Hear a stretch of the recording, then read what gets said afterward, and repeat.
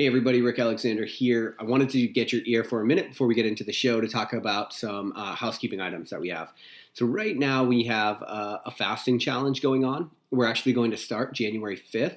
And if you guys have been interested in fasting, interested in some of the benefits like cell health, cell regeneration, some of the anti-aging properties, human growth, hormone production, and all the different things that you can get from a prolonged fast, this would actually be a great time to step in and do it. We're going to put a group together and everybody's going to try a prolonged fast together on January 5th. We're going to go for 72 hours, longer optional if you'd like to. But we're going to give you a free ebook on all of the benefits of fasting and also how to get through this fast. But I think the most important thing about this challenge specifically is the fact that we're going to do it together. And, I've done a prolonged fast and I can tell you I would not have made it if it were not for the other people in the group. So we're going to put an Instagram group together for this prolonged fast so that we can kind of share our stories and our feelings and like what the hell we're going throughout the whole process. So this is a great time to tap into the LionHeart community and then to also test out something as cool as fasting. And so if you are interested in getting the free ebook and doing the fasting challenge, again, everything is, of course, free here. Go to lionheartrad.io, click on 2018 Fasting Challenge, and sign up. And I hope to see you there, share a little bit of pain with you. So the second thing that I wanted to talk about today is this idea of the LionHeart ProDev. So this episode specifically is a great way to segment into this new show that we're going to start producing under the LionHeart Radio umbrella. So ProDev in the military is a term short for professional development, and it's a time frame where you kind of focus on just training for your job and getting like better at your job and at your rank and your responsibilities. And so there's all these targeted schools that you will go through in your ProDev time period. What I've realized, I'm always constantly going through executive education courses and just trying to learn more about how to show up in this world better than I did yesterday. And I don't think you have to be an entrepreneur for that, although I do think entrepreneurs are, definitely a great market for that. You can be somebody that just wants to make more money in your day-to-day. You want to kick more ass and you want to know more about like how great this life can actually be. You want to maximize your potential in your time here on this earth. And so LionHeart ProDev, the new show, this is going to be episode number 1. I hope that you guys enjoy it. This is going to be our first time trying this. Some of them will be shorter without guests. Some of them will be longer. But I'm definitely always interested in your feedback. Again, this will be under the LionHeart Radio umbrella, so you don't have to subscribe to a new show. If this is your first time checking it out, just go subscribe to LionHeart Radio, and you will also get all of the ProDev episodes that we release.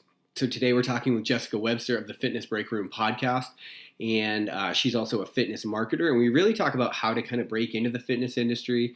But even if you're not someone that wants to, there's a lot of really great takeaways here for just kind of authoring a better life for yourself.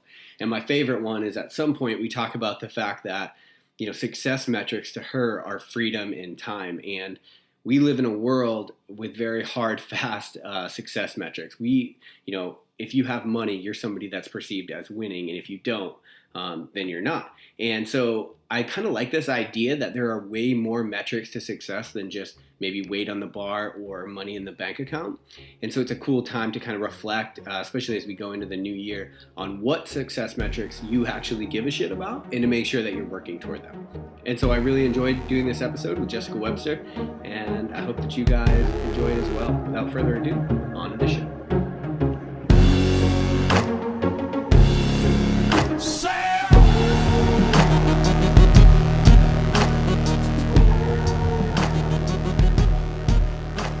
All right, thanks for tuning in to LionHeart Radio. I'm your host, Rick Alexander, founder of Blue Aviv in San Diego, California, recently the author of Burn Your Couch, a manifesto for the average averse. And today I am joined by Jessica Webster. She's a fitness marketer, formerly of the Barbell Business Podcast, and currently the co-host of the Fitness Break Room. So Jessica, thanks for being on. Thank you for having me. Hey, when did you move to the East Coast from San Diego? Last year, a year ago. How do you like it? I don't. No, it's okay. Oh, no. I don't mind it. I've definitely figured out ways to network and make the best of it, but I definitely miss the lifestyle out west for sure. I feel like I can resonate with that. I just moved from San Diego as well to Ottawa up here in Canada. And it's like -20 right now. The weather is not so much of an issue. It's actually quite nice to be able to slow down when the weather like makes you. But there is something about San Diego that's kind of calling me back. So it's kind of nice to hear that I'm not the only one. But hey, I hear about people who move to San Diego and LA and all the time. They're like, people just need to chill out. Everybody's just like hustling and too much success here and there, yada, yada, no personality. So I bet it goes both ways. Yeah, well, I'm originally from the Northeast, and I feel like the hustle in Northeast United States, Boston, New York, New England, that whole area, I felt like when I moved out west, I was like, y'all need to learn how to keep up.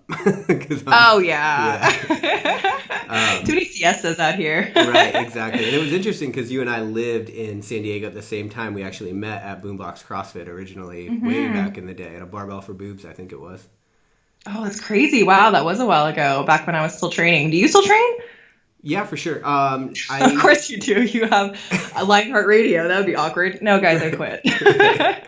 Right. It's good when I go through down months, though. I'm like, well, I gotta keep up appearances. So I gotta go to the gym. Right. Especially on the East Coast, got to keep up now. Well, thank you for having me on. It's kind of fun that we started off this show with a little bit of storytelling, because that is the point of the podcast that my partner and I have started, Fitness Break Room. My partner is Sam Pogue. He's the director of strategic relationships for On It Academy. And one of the things that I think we'll probably get into on this episode here is the importance of looking back fondly at your past and realizing that, and even looking fondly at other people's pasts and realizing that success doesn't just come out of a box or a degree or out of a huge Instagram following. It really comes from these pivotal moments in your life where you're faced with a challenge or you're faced with a decision to, move out east and see what happens, or move to San Diego and see what happens, or start a podcast and see what happens. So I'm really looking forward to talking about on this show with you today. And then, of course, our show also focuses on helping people get into the fitness industry. So if you had any questions for me along those lines of maybe some of your listeners would like to make this their vocation, then we can go from there. So I'll just let you take it. Yeah, for sure. I think a lot of people, honestly, one of the most common questions that we get are people trying to figure out how it is that they can take this thing that they love, which maybe it's the gym, maybe it's running, maybe it's the mountains or the trails, whatever that looks like, and kind of turn it into a lifestyle. And so I'm excited with you. I think we can brainstorm a lot of different ways, because I think the obvious one is for people to start a gym. And I don't think that's always the most beneficial or conducive to whatever it is that they're into. So I'd love to kind of introduce other avenues that people can kind of take up to make this their lifestyle. Yeah. Well, luckily with so much availability towards technology now, you can literally do whatever you want. And I know that sounds like something that we heard when we were 5 and we were, told actually isn't true when you get into your teenage years, but you can actually do whatever you want to do. On the Fitness Break Room, we have these segments called breakdowns, and one of our latest series is called the Foundation series, and we're walking through the pyramid of results. And I think that in just starting this conversation of how you can turn what you love to do into, a money-making sort of business, you can start on this foundational level of really understanding what you value and what you believe. So for you, if I could pass this over to you, what would you say would be something that you really value? Like, what is the superpower that you bring to the world? And how did you, when you identified that, how did you turn that into a business? You know what it is for me is that I think one of the things that we value about athletes, and I realized this at an early age, is that they tend to make us rethink what is possible. It kind of opens our aperture to what humans are capable of. That's why Lance Armstrong in his heyday was such a powerful thing, because it's like we didn't even know Americans could do shit like that, let alone like completely dominate it, right? That might not be a great example in light of everything that's happened, but that was a huge example and empowering kind of thing for me growing up. And with playing football, I remember exact same thing. Like football in my hometown was kind of a big deal. And I remember going to the post office when I was like 14 or 15 years old, or 15, 16, something like that. And people coming up to me and congratulating me on this touchdown and be like, I can't believe, like I ended up setting this state record, but all of a sudden these things clicked for me. Like, there's a good chance I'm not going to play in the NFL. I'm not going to be a pro athlete, but I have this ability to help people kind of reimagine what it is that's possible. And so just pulling that thread, I'm just like always looking to push that boundary, figure out what it is I'm capable of, because I've realized reflecting on that, there's so much that can be drawn from that. It can gain so much momentum and kind of inspire other people, if that makes sense. Yeah. So a complicated question to complicated answer to a pretty simple question, right? And that's why answering the question, like, how can I make this a job, can be so complicated. It's because there's so many possibilities out there rather than just starting a gym. And you found that with your value focused on exploring the boundaries of human possibility, that you created a supplement line that could aid in that. Like, to see the connection between those two things is almost impossible because there's so much storyline that goes in between. I would just imagine, now I'm not sure, but you probably have some kind of sciencey sort of thing in your personality type, like some kind of chemical sort of mad scientist thing about you. Or is that just an assumption? Like, how did you get into the supplements and make that connection? Oh, no, that's 100% true. Like, if you were to look in my kitchen in the early days, it was ridiculous. I had bowls everywhere, like open bags of creatine, protein, like all these different things, coffee, cooking it all. Like, no, I spent a lot of time like that. And that just goes back to like my original why, which is kind of being an example for what's possible. And then the supplements happen to be the tool of the time that I could like kind of figure that out. And then since then, it's kind of evolved to more, obviously, the show and the book and the running, but definitely a good assumption from the beginning. Okay, that's good because we're on Skype right now in video in case you guys can't see us, but he's giving me this face like, no, that's not true at all. So I'm like, oh God, give me something here, man. So I'm glad to hear that that's right. Oh, no, that's just my face while I write, listen, and think about what I'm about to say. Oh, okay. Yeah. It's a good face. It's kind of a scary face. Right. So that would be another tip for you wanting to turn what you love into a vocation is, okay, one, look at what you value and what your really, what your superpower is. And secondly, look at the clues in your past. Where did you spend a lot of your time where other people didn't spend their time? For me, I didn't really realize my vocation until maybe 10 years ago, which kind of seems like a long time now. But until the moment, like literally the moment I graduated college, I didn't know what I was doing and I didn't know what I was good at all because I just felt like I was a party girl and I just had fun. And when I graduated, I looked around and I was like, oh my God, nobody's going to save me. I need to figure this out. But what I realized during my party years was that I was really good at something called individualization. And so I know how to tell a good story. I know what makes other people special, and I know how to relay that unique thing to other people. Like, I was just good at communicating. I wasn't necessarily good at doing that in a college setting because my grades were just dismal. But I knew that from clues from my past, if I can gather up all the things that I've been doing and not try to work against what I've been doing, just kind of work with my patterns, then maybe I can craft some kind of life that I'm not constantly struggling through. Marketing now could be considered a noble profession, but the way that I grew up with a Korean mom and a Vietnam vet dad, like, if I'm not a doctor or a doctor, then, I'm going to be poor for the rest of my life. So I was like, okay, I need to look at clues. What am I good at? What have I already been doing? Who has done this before me and do I like their lifestyle? And if not, how can I tweak the way that they do things so that I can create this life that's perfectly me? Sure. So just following along your story for the last few years, I've realized, and I've listened to a bunch of kind of the podcasts you've been on, and it seems like you're a very intuitive person. You're very in touch with where you want to go in life and kind of have this inner peace to make these decisions. But for other people, how can we start to figure out maybe what it is that we're even interested? How did you start that reflection process? It didn't really start for me until I can remember the day I realized that I was different than other people, but that was okay. And it was when I went on the Barbell Shrugged team retreat and we did an MBTI personality test.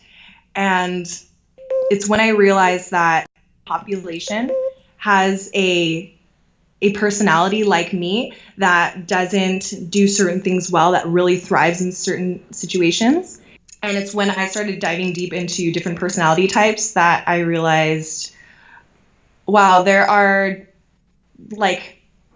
an entire area of the bookstore or area of Amazon books where I can dive into different ways of doing life. And I just felt really empowered that way. And up until that point, I had my own marketing business, but I was just constantly in the hustle, and I didn't know anything about balance, and I didn't know anything about architecting a life for myself.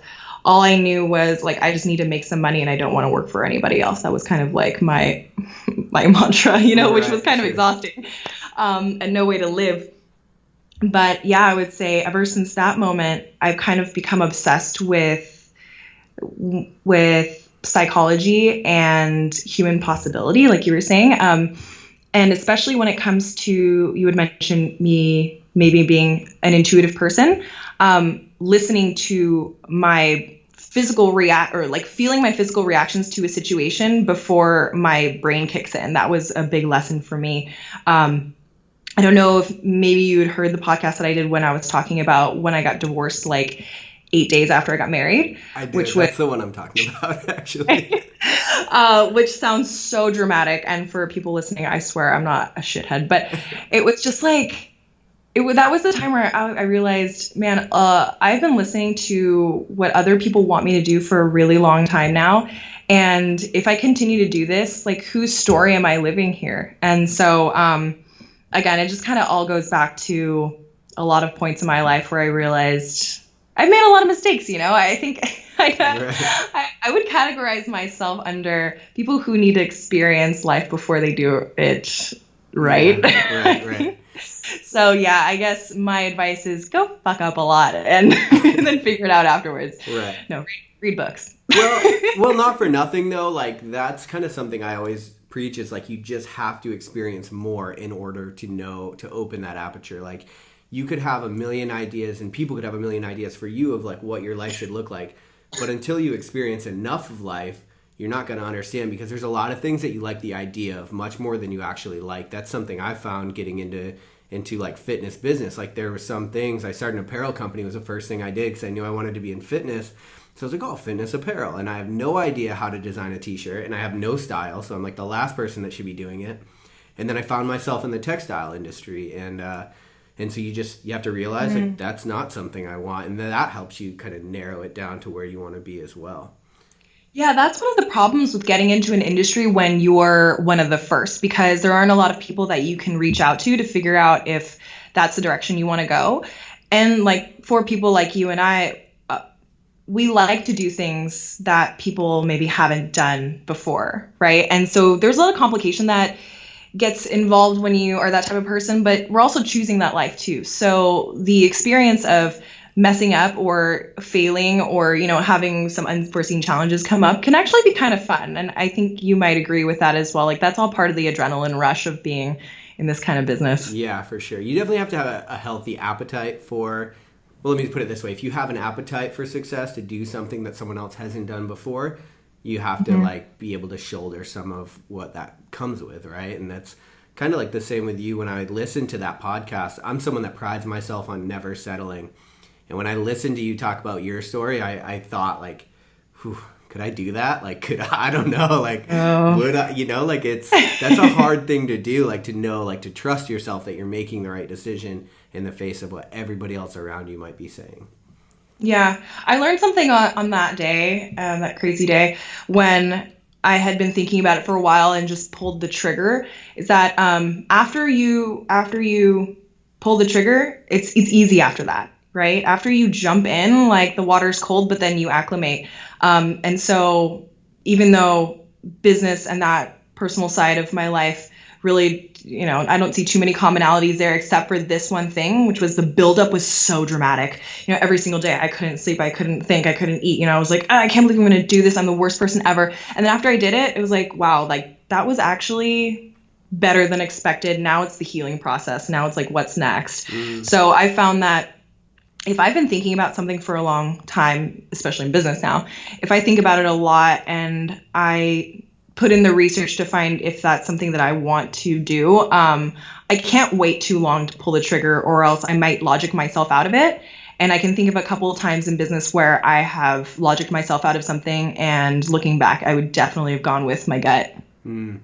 So that's what I was going to say, in the spirit of not so great segues, like there's probably a lot of people, that are kind of got that golden handcuff situation where they're working toward a pension and a 401k. And it's like, to try to dive into something that you're passionate about, whether the possibility or opportunity is there, is kind of irrelevant when you're going up against those like external factors like a 401k and an IRA and the things that society tells you are important constantly: stability, security, even if it's the illusion of. Right. I have a great example of that. My fiance, who I'm not going to divorce 9 days after I marry him, my current one, he is like 7 years away from retiring from the Canadian Special Forces. And when we met, I mean, this is like the coolest job ever for a dude, right? You shoot guns all day, you eat pizza, like you go in at 10. I'm sure you go to war, but these types of guys really like that, all these kind of fun things like mental exercises and being with men that are cut from the same cloth. They're just really intelligent dudes. And he realized that being gone 9 months out of the year, every other year or so, even though you're going to some fascinating places, and the pay is amazing and the retirement at that time is amazing. What means more now, your or his freedom, and even though now he's making a fraction of that, but now pushing towards making his own proactive story and creating his own proactive legacy is like, it's crazy to some people when we tell him what he's done, to other people in the unit who kind of want to get out, but they're like, the money is so good and it's also so exciting. What am I going to do? The answer is like, I don't know, but the journey it can be so exciting if you really get the things that you value down, and after he and I went through that exercise of, okay, so if you want to get out, what do you want to bring to the civilian world? What clues from your past? You've had a completely military background. What can you now bring into the civilian world and still do all the things that you love doing there? And so that's when architecting really comes into play. And sure, you have to run lean for a little while, but it's totally doable if you work at it. Yeah, absolutely. I mean, like to a T, you just described my exact situation. Oh shit, really? Yeah, that's awesome. To every detail. Tell me about it. Well, there's not a lot to say, but it's. I mean, I literally, when you do a job in the military, especially of the Special Forces flavor, people look at you like you've done something so great you could never leave that. Like, how could you leave that kind of a deal?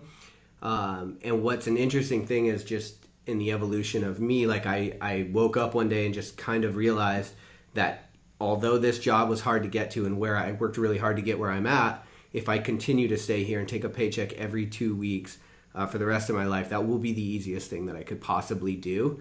And in the spirit of never being able to take the easy way out, I had to start making the exact same decisions that your fiance sounds like also made. Right.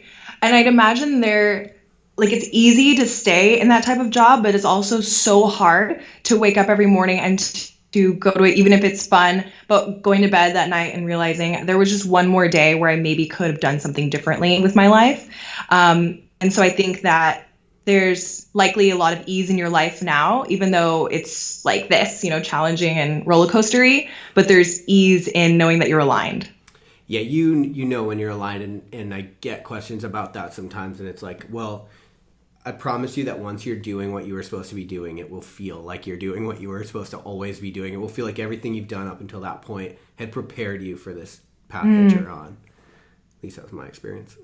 Yeah, definitely. So how did you end up in marketing? So we talked a little bit about like gym being the obvious answer if you want to get into the fitness business. Yeah. How did you settle on marketing, and how would somebody else settle on maybe what it is that would be right for them?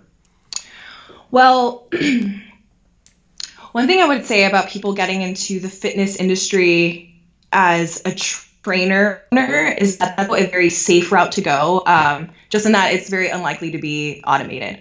And I'm a person who tends to live in the future. I'm trying to bring myself back sometimes, to be more present, but I'm always thinking future, right? Like, how can I live my perfect future? And automation is one of those things that we have to now consider. Will our jobs be around at that time? And so back when I was graduating college, kind of how I was telling you a moment ago, I had a degree in journalism around 2010 when newspapers were all going out of business. And the internet was just kind of like really blooming. And so content was all going on there. And everybody was freaking out in the industry trying to figure out, okay, how are we going to monetize? And being a journalist, I'm like, oh, just my luck. I go to college right around, one of the worst times I ever tried to get a job. And in an industry that's like not sure where it's going, right? Right, yeah, right. So somehow stars aligned and I naturally got into content marketing. And because I knew through my party years and my socializing years that I was good at storytelling and making things sound interesting when maybe they weren't, I naturally got into content marketing. So I was really fortunate to get in on the front end of that whole trend. And even though, I may have had kind of a party animal college life, I really had a lot of ethical values, my own values that were my own. And I have always felt like I needed to look out for the little guy. And so I really loved this new style of marketing because it empowers the consumer to really make educated decisions rather than the salesperson having all the power, which is why I never really liked marketing in the first place when I was kind of figuring out what I wanted to do early on in my college career. And it's because marketing seemed very one-sided and spin-sturdy. So I was in content marketing for a while for various companies and agencies, which are all really great. But at my last job working in a marketing agency, I discovered CrossFit. One of the guys who worked at my company opened up a gym down the street. He needed people to be in the photo shoot, just, when you're creating the first website, you need to pretend like people are already in there and stuff. And so I went in there, I was like, oh, this is awesome. And I saw how it helped me and gave me strength in literally every aspect of my life. I was not a very athletic person before CrossFit and finding strength training. And it literally enhanced every single aspect of my life. I made more money. I was more confident in myself. I was just healthier, obviously. And I also realized that CrossFit gyms and supplemental CrossFit companies had really terrible marketing. It was all very intense kind of shit back then. It was affliction and fire and chains. And I was like, okay, how many more people can this style of fitness help if they just tighten up their marketing a little bit to make it more inclusive for people who actually do this sport? Because I'm working out with moms and kids and other noodle arm women like me who are not these intense people. So this all needs to change. And so that's how I got into fitness marketing. I really didn't have any roadmap for it. I just kind of knew that I wanted to help the little guy. I saw a lot of little guys around me. I saw that gyms at the time were also the little guy. Gym owners were struggling with getting people in their doors, and I knew that I could run lean. I didn't need much to live, so I could charge just a little bit, and maybe we can help each other out. So it just kind of blossomed from there. And one thing that I felt was really important in the evolution of my career getting into fitness marketing to this point was that I always kept my ears and eyes wide open to what people needed. And that's kind of a give and take in terms of efficiency, because if you're always changing up what you do, then that can get complicated. But every month I look back on the previous month and see, okay, where did I spend way too much time where I shouldn't have? And when did I have coming to Jesus moments with my client where something really clicked, and how can I have that moment quicker? So yeah, I've been always tweaking what I do, and I think I'm getting to the point where there's a lot more ease in what I do, and it's not so what's it going to be next month? Right. Yeah. Right. One of the things I've really noticed since I've had this show and had a lot of successful people on the show is that success definitely leaves clues. And one of the common denominators amongst all the guests that I have is the fact that they kind of take that moment to process and reflect on what worked and what didn't work so that they can kind of double down their efforts going forward. And so that's like, just wanted to highlight that out of your story, because that's something I think that typically us as Western culture, go, go, go, move forward all the time, is something that we definitely don't do enough. Oh, yeah. And I like that you said Western culture, because I'm half Korean. So my mom, she is very freaking Zen. Like, she is so Zen. Just if she's tired, she will just chill out and meditate and go on a walk barefoot, like just crazy. And something that she's been trying to teach me, and I haven't really been able to fully grasp it until just recently, because I'm a Westernized person, is that reflection is so important to who you are right now, who your future self can be. And looking back at the past needs to be done with a caring and fond kind of mindset, rather than, oh, I messed that up, or like, I really screwed that up. Because I feel like that's the way we tend to go about looking at our past. It's either like really great, awesome moments, or times that we screwed up, instead of learning moments and understanding that we were just doing the best that we possibly could at the time. Right. Yeah, for sure. It's like, it's literally just baked in us. I don't know what it is. Yeah. And I mean, that definitely comes with its own like pluses, because in Western society, we are go-getters and we get a lot done, especially Americans. Like me living in Canada, it's something that I realized here is that there actually is quite a difference between Canadians and Americans in terms, maybe the West Coast Americans that I'm more familiar with, but in terms of the pursuit of success, like it is so annoyingly unapologetically a part of my personality that just may not be apparent in a lot of people like geographically up here. So yeah. Wait, so are you saying up there they're more, or they're less inclined to like really drive and push for success? Oh, that might be unfair for me to say. I would say maybe the way in which the speed at which I want it to happen is faster than here. There's more patience.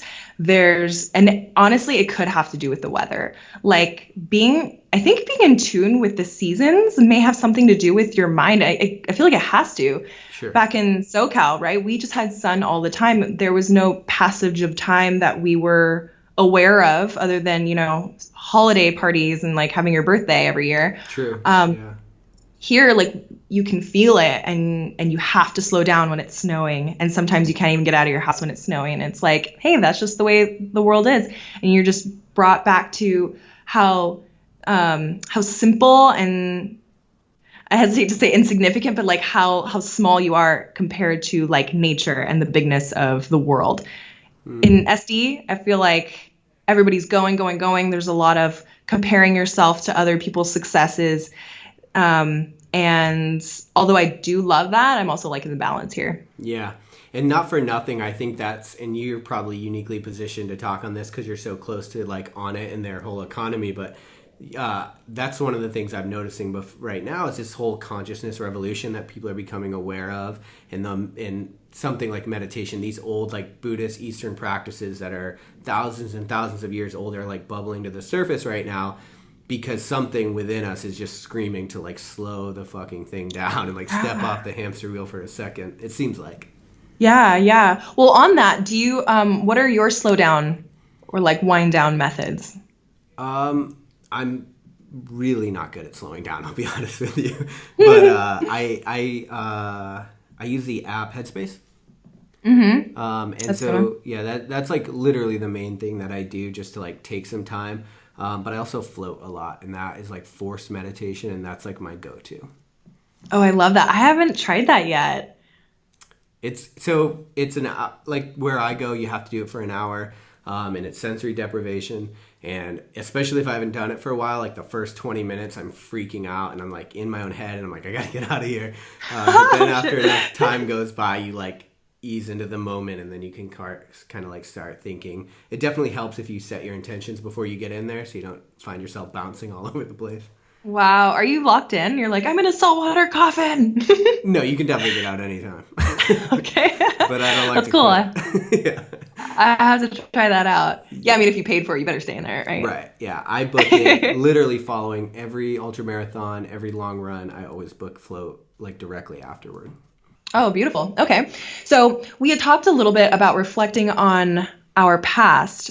What about like progressing forward, right? Like taking the steps to achieve what you want to achieve. I feel like that would be the next logical step in somebody trying to create a life for themselves. Have you had AJ or Mike on talking about The Perfect Day, or whoever wrote the book? Oh my gosh, I can't remember his name, but the crafting your perfect day and visualizing it and all that? No, but I'd love to talk about it because it's definitely something I'm interested in. Okay. I don't remember the author's name, but he wrote a book called The Perfect Day Formula, and I think it came with a worksheet as well. But I believe the gist is you kind of just meditate's a whatever word, you just think about your perfect average day.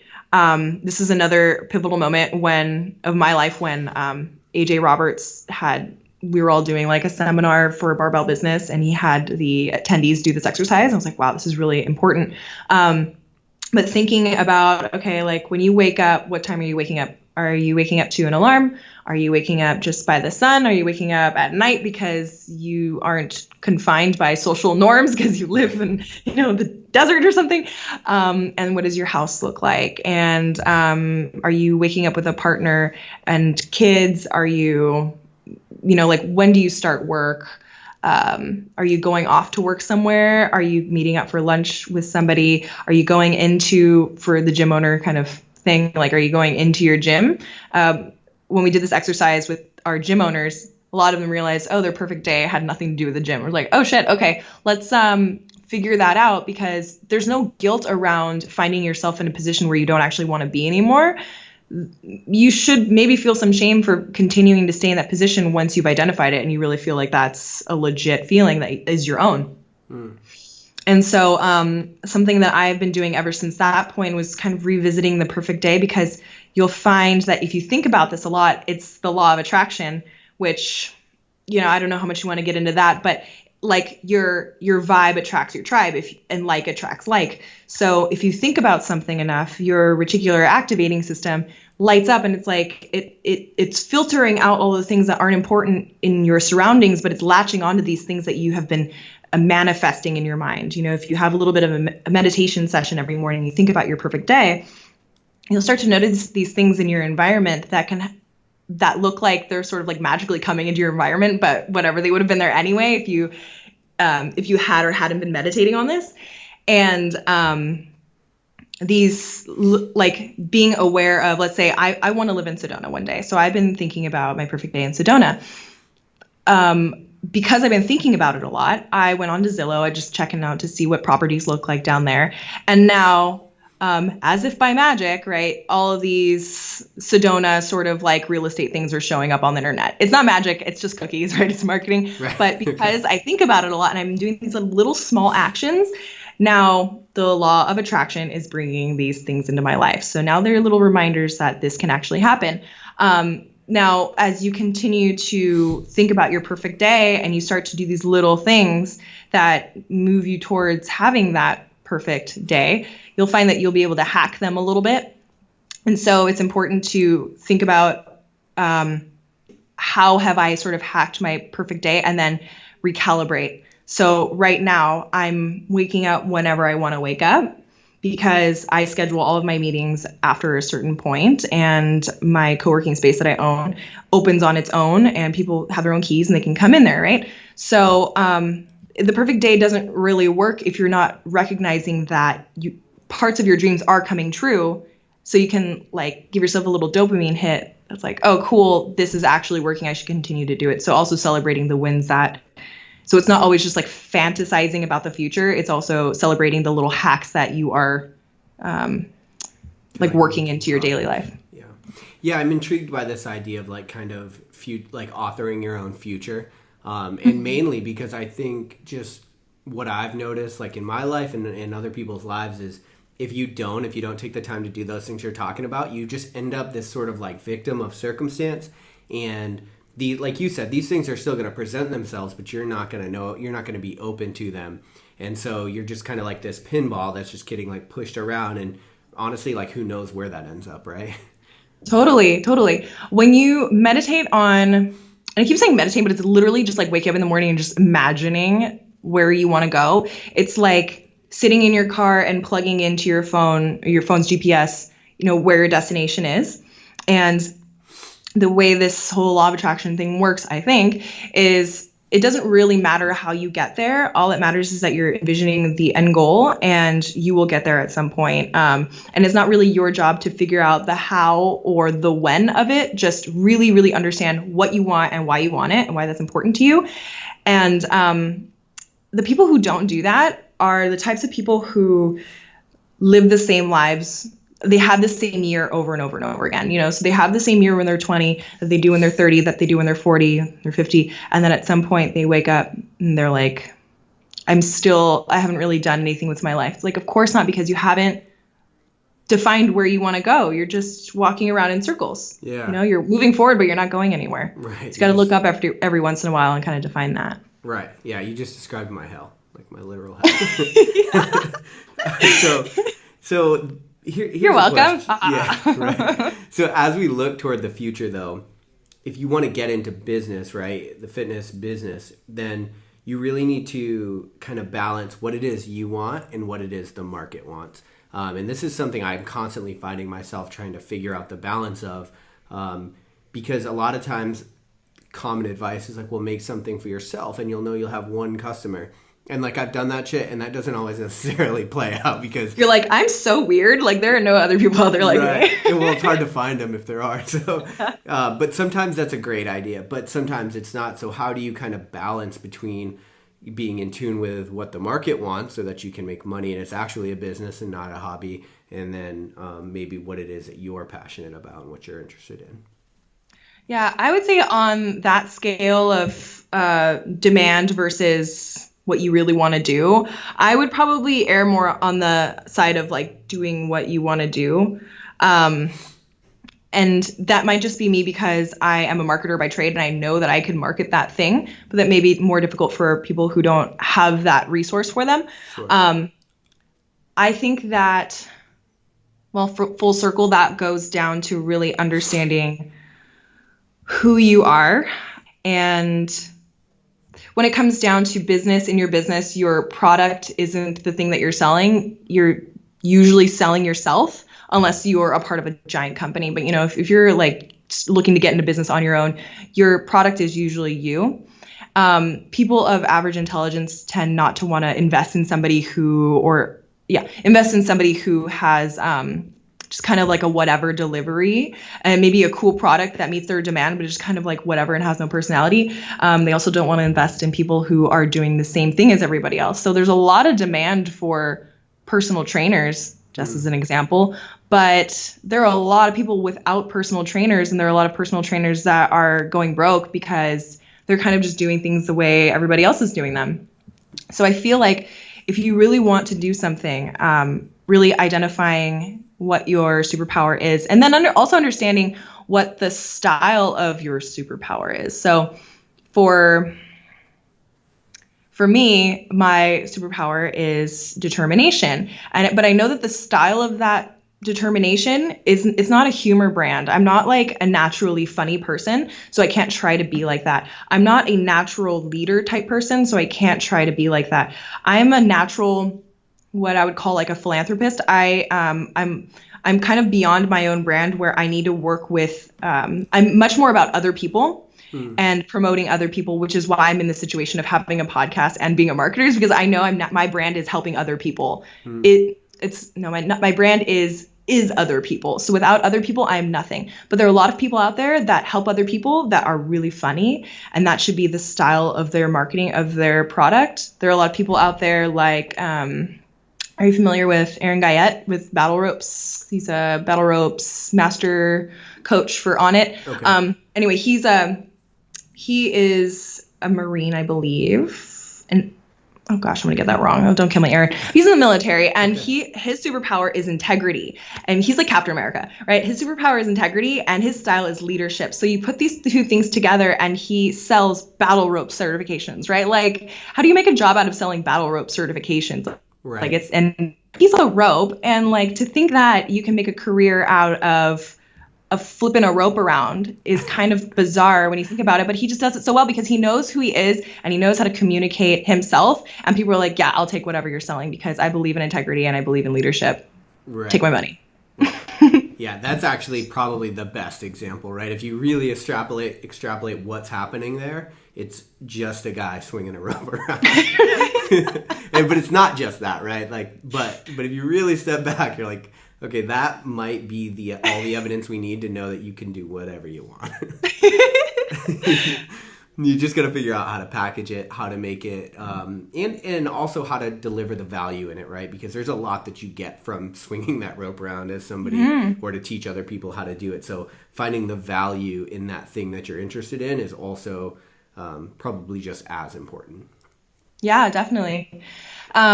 Being a forever student, I'm sure you are totally like this type of person, right? You are obsessed with learning. People who are listening to this podcast are probably cut from the same cloth. And I think that is also a common denominator in people who really succeed in creating successful businesses for themselves. Because I've worked with a lot of people who are just starting out, worked with a lot of companies who are already established, but way more people who are leaving their job and getting into something on their own. And the thing that they already come like prepackaged with that we don't even need to work on is the fact that they are like obsessed with learning. And they are so ready to start their own thing because they know absolutely everything they possibly could about their thing. And now is kind of the easy part for me, which is like, okay, let's figure out who you are and how we can package this up so other people see how badass you are. Right. So at the beginning of this show, one of the things that you mentioned, the fitness break room, talks about the different ways that we view success. And you mentioned some of the metrics like social media. And one of the really easy things to do is to confuse social media success with actual success. But at the same time, in today's world, it seems like they kind of have been interconnected. So as you're growing your business, or maybe the advice for other people that are growing their business right now, what are some of the metrics that you think are actually worth paying attention to? That's a good question. Obviously, you need to make more money than is going out, so that's important. Yeah, I feel like freedom and time is my most valuable success metric now. You know, but I know that before, when I was in my early 20s, freedom wasn't really something that I cared too much about. You know, I was like in the flailing super hustle mode. And so maybe at that time it would have been more focused around money, right? And seeing how self-sufficient can I really be? And it might come down to this: what season of entrepreneur are you at?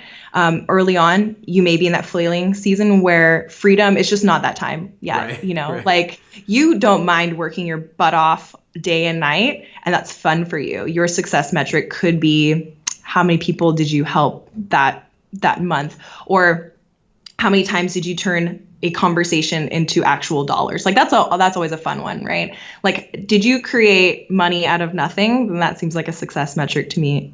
But if you want to get into like actual numbers, I would say website metrics are something that I am constantly keeping track of. You might not have a website, so that might be irrelevant. Gosh, I don't know. Well, let's talk a little bit about the relationship between social media and actual success, because I find myself like struggling with this one a lot of times, because you typically, if you're someone that pays attention to what you're doing a lot, you're going to figure out the things that get you likes, that get other people likes.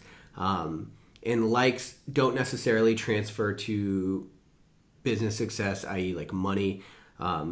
However, they do allow you to kind of like open up and gain more into your economy. So if you're trying to get X, for me, like specifically, like when people, they want to know how many listeners do we have, how many people are actually listening to the show. So when I try to get bigger people on the show, and I point them to my Louis Vuitton page, which has 25,000 followers, that actually does help me out. And so that's always a difficult thing trying to balance because, social media has become such an important thing in today's world of business. Right. Okay. I'm getting a better understanding of your question now. So for me, my social media following is like less than 2,000.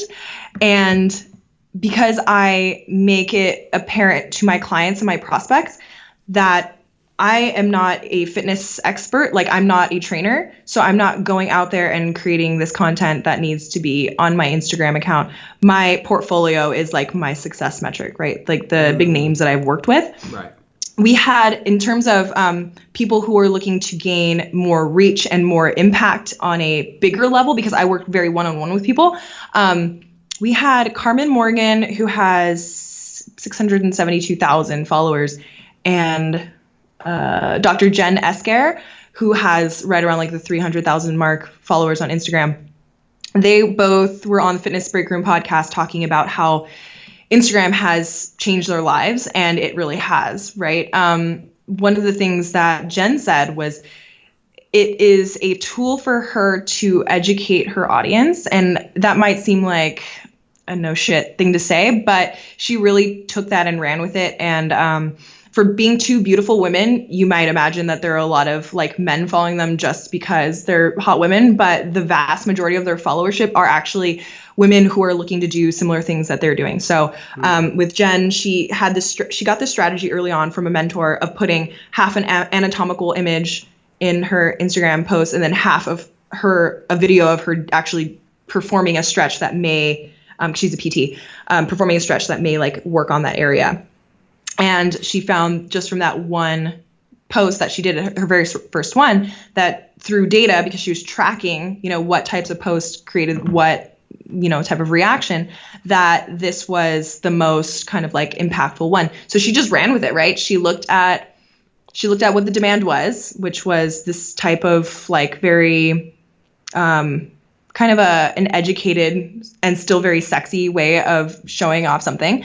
And she also combined that with what she really loves to do, which is being flexy and bendy and helping people be, more in tune and aligned with their body, and then mash those two things together. And now she built like 300,000 person following in a year. Mm-hmm. So her consistency was really helpful in just the style of her Instagram output.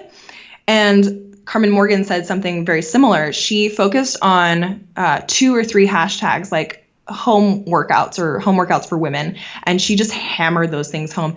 And she made sure that her like style wasn't educational like Doc Jen's was. Her style was more, it was just like smooth and sexy because she has an art background. So she made sure that every image that she took had a really beautiful white background on it. She made sure that it was just composed, right? It wasn't like an ass shot or anything, but it was beautifully composed and that the lines were all perfect with her backgrounds and all these things, and the movements were very beautiful. And so she attracted women who are working out who also appreciate the beauty of, something that's really nice to look at. So these two women with very different styles, but they had their through line was that they had consistency. They identified their style early on and they just stuck with it. And people appreciate when they know what somebody is about. They know when they go to Doc Jen, they're going to get a very informed, like really interesting, cool kind of way to learn about your body. And they know when they go to Carmen Morgan that they're going to get a very like sexy, beautiful to look at way of working out by yourself at your house. Yeah, for sure. So like it seems like the two big things you mentioned is one, like you mentioned your following, and that's kind of, are you public facing or not, right? Because if you're not, if you're B2B, probably not nearly as important. And then the other thing is kind of being in tune with what people are actually reacting to and trying to drive down that path. And that's where you have to like kind of start separating what am I really into towards what are the people that are following me looking for. Totally. Yeah. I think all of my followers are like my friends, and maybe some people who listen to the Barbell Business podcast, but I've never focused on a B2C strategy until now that we have the Fitness Break Room podcast. I'm like, oh man, like now I'm going to have to start doing this again. So will you please call me out on it if you don't see any posts? Go for like a month or two like I tend to do. Right, yeah, we'll do. So the final question is a LionHeart kicker. We ask every guest that comes on, and it's based on advice. Now, if you could give blanket advice that were guaranteed everybody in the world could hear this, if you're a longtime listener of LionHeart Radio, I know you're getting sick of me phrasing this question the exact same way, but I think the impact of it is so powerful. If you could give advice and it were guaranteed everybody in the world would hear it, what would you tell people? And it can be based on business or just kind of life advice because, I don't know, you have a cool story. If everyone in the world could hear it, my ideal world would be a world in which being your unique self isn't met with resistance by other people. So I guess my advice, if I were to turn that around to be like, hey world, can you make my world ideal? Would be to learn about different personality types. Go to 16personalities.com and take the personality test, and then dive into yourself, of course, and then dive into all the other 16 personality types out there and be more conscious of the way other people think and are, and try not to make assumptions as to like, just because somebody has a very serious face like yours right now doesn't mean you're mad. Right. It means you're an INTJ, you know? Right.